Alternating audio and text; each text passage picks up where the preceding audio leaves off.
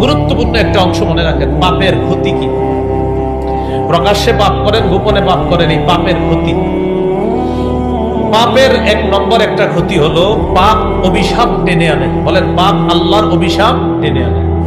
সহিহ মুসলিমের হাদিস, আল্লাহ তাআলা ওই ব্যক্তিকে অভিসম্পাদ করেছেন যে ব্যক্তি তার পিতা মাতাকে অভিশাপ দেয়।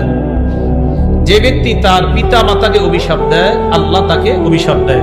তাহলে পিতা মাতাকে অভিশাপ দেওয়া এটা একটা পাপ, আর এই পাপ আল্লাহর অভিশাপ টেনে আনে। বলেন নাউযুবিল্লাহ। ওয়ালা'আনাল্লাহু মান যাবাহা লিগাইরিল্লাহ, যে ব্যক্তি আল্লাহ ছাড়া অন্য কারো নামে জবাই করে তাকেও আল্লাহ অভিশাপ দেয়।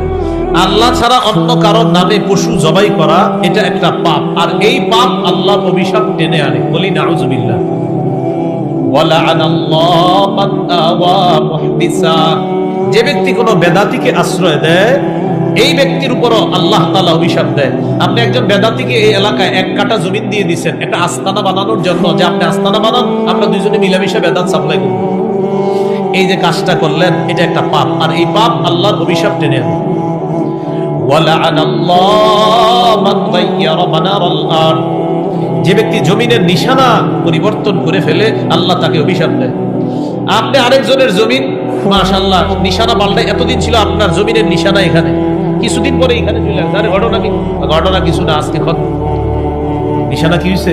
বাড়ছে, পাওয়ারে আছে এই জন্য নিশানা বেড়ে গেছে।